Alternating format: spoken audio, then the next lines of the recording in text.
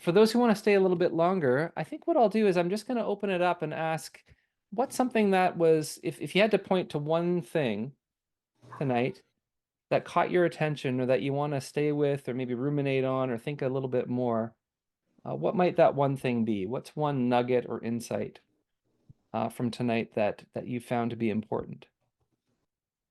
I can start. You'd be hard pressed to choose just one. I appreciate say getting the arc from Genesis, but the early foundation of the church. And I'd never thought about some of the creeds that way. I grew up in an Anglican church, and yeah, we said that every every Sunday, and I had it memorized, right? Hmm. Um, I knew what the meaning of the small C Catholic. I knew that wasn't Roman Catholic even then, but um, it, it's it's interesting when you take it back to that, because as you said, in North American culture, we've all been part of churches. What are you thinking about? You're thinking about church growth. You're thinking about your programs. You're thinking about how do you engage people. You think about how do we do spiritual formation. All those things. I think Yeah. if I had to pick one thing, it would be the Bonhoeffer quote, where he talks about the Christian community. It's not an ideal we have to realize. And I Hmm. think most of us, that's how we looked at church. Certainly, if those of us that have been in Yeah. leadership in churches, Yes. rather reality created by God in Christ, in which we may participate. That's a profound truth. Yeah. Wisdom. Yeah, I come back to that often. I come back to it often. And we probably will in this class too as we go through the various weeks to unpack maybe what it means. Yeah, thanks, Rob. I Yeah, I get, think I, go oh, ahead. sorry.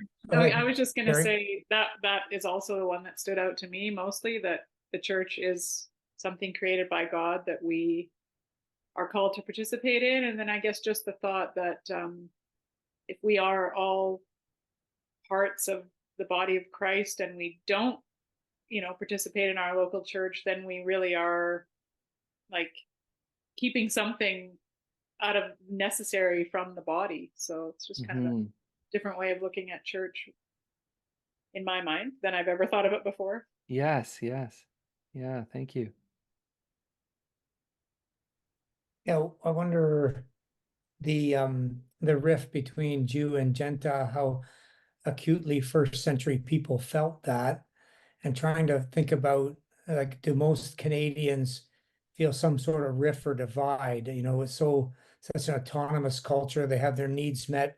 They could actually care less about somebody on the other side of the fence as long as you don't step on my Yeah. my side, right? And so I wonder, yeah, yeah. Can you comment on that? Just think this sense of the rift that actually exists, and the solution that God's offered. um, how compelling was that? Yeah. Well, it was compelling and it was costly, right? Because I mean, it sounds like great to us to think about that, but the implications were huge. Like because suddenly, like you go to something like, Galatians chapter 3, right? And now there's neither Greek nor Jew, or neither not sort of slave nor free, male nor female, slave, master, all these things, right? And so like there were real implications for this, like huge disruption of your comfort zone to suddenly have all these unclean Gentiles sitting around your table eating with them.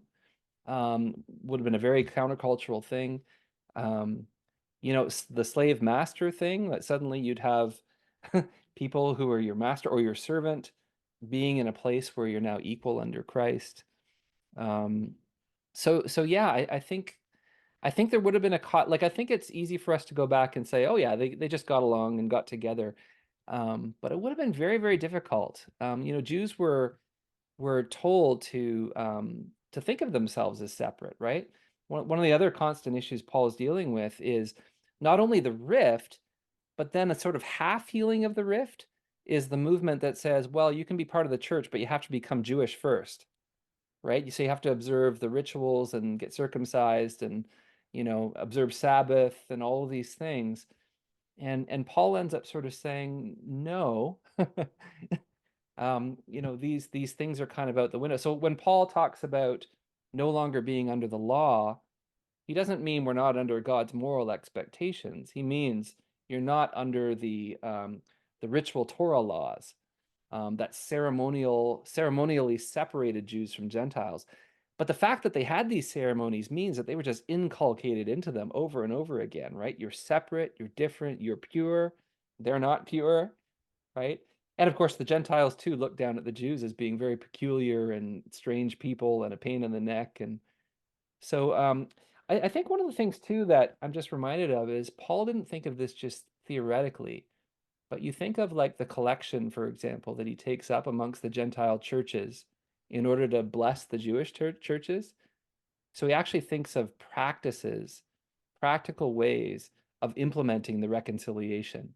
It's not just an idea. It's like, you know what, you guys, the Jewish community has done a lot for you. They're now suffering. I'm going to take up a collection and we're going to bless the Jewish community. And this is an expression of our commonness together. And so I think that's important too, that this isn't just ideas. Paul initiated practices that actually brought people into relationship. So I think that's an important word today, because today, the way we often talk about reconciliation, it's a lot of virtue signaling, frankly. You know, if I can tweet certain things, or if I can indicate that I'm in the right groups, I've done my little bit for reconciliation or whatever. For Paul, it's like, no, you got to get your hands dirty. It's going to be costly. It's like, who are the real people in your life that you're reconciled with? That's like where the rubber meets the road kind of thing, right? Those are just a few thoughts. Got a few more minutes. Anyone else want to share anything? And it can be an insight. It can also be maybe, you know, did your mind go somewhere? Did you think of a connection or an implication or something like that? Feel free to share anything like that as well.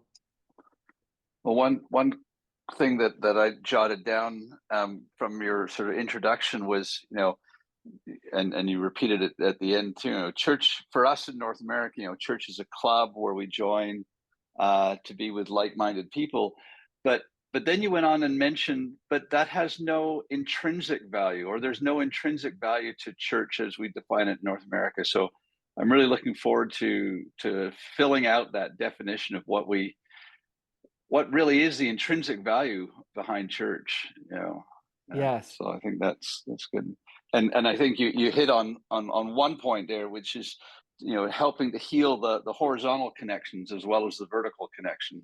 Yes. You know, Yeah, those two dynamics, very important, the vertical and the horizontal. This is a point that Lesslie Newbigin, a missionary theologian, liked to make a lot. You know, God didn't just come and give a message. Like he could in his power have just gone out and revealed to individuals simultaneously whatever he wanted them to know.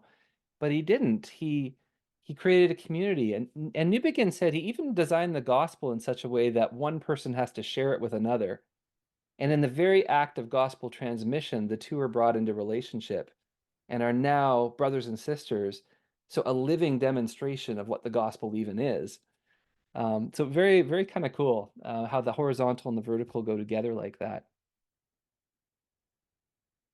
And once you think that way, you begin to think, oh yeah, the church is intrinsic to salvation, right? It's hard to see that connection when salvation is like a thing that I get. It's like a thing that I have, right? That's some kind of reward rather than a state of being, and a way of being brought into relationship with God and others. Because that's what like salvation as shalom or salvation as reconciliation. There's a lot of different pieces to it, but that helps to connect the intrinsic part of church to why it's intrinsically related to our salvation. Yeah. And so I was struck with the sense of church as a community, but then also thinking how much of church sort of works against that. like our experience of church. Yes. Yeah. And then in my own history, how we were thinking, you know, we at one point we referred to it as just playing church. It was just stuff going on, and we're in a cog in a machine, and it's just this thing. And we got out of that and formed a community and we met Friday nights without any structure. And then I felt that wasn't right either, and we need to get Mm. but yeah, so there was so much that going on. You go through the motions of things, and it isn't working. It has nothing to do about community. Yeah. Yeah, and that's hard because that can be disappointing. And sometimes that truly is concerning because I think sometimes the church does lose its way. And then ceases to actually be a living demonstration of the gospel, becomes something a little different. And but on the other hand, we know that no church is perfect, and like you say, sometimes when we have this ideal picture, we try to pursue it, we realize, oh, it's not as easy as we thought, and it disappoints us in different ways. So I think one of the things is that I think there's a need for the church to constantly be renewed. Right? And there is a tension between continuity and discontinuity. A lot of revolutionary movements just want to discard everything that came before and start over. And there's a long history of that. And they tend to have, in the long run, they repeat the same mistakes over and over again, which is the problem. But I think what's good is this sense of how do we capture a kind of revolutionary spirit that isn't iconoclastic and simply tearing down, but is truly renewing, right? And part of that is our hold on power and how power works in the church, probably. But yeah, the constant need for renewal, and yet a sense of history and continuity too. It's a tough tension to maintain. Well, that's a really good start for tonight, and I just love all the different thoughts you guys are having, and so thank you for these initial contributions, and I look forward to gathering with you next week. So take care, everyone, and we will Thanks. see you then. Thank you very much. It was great. Patrick. All right.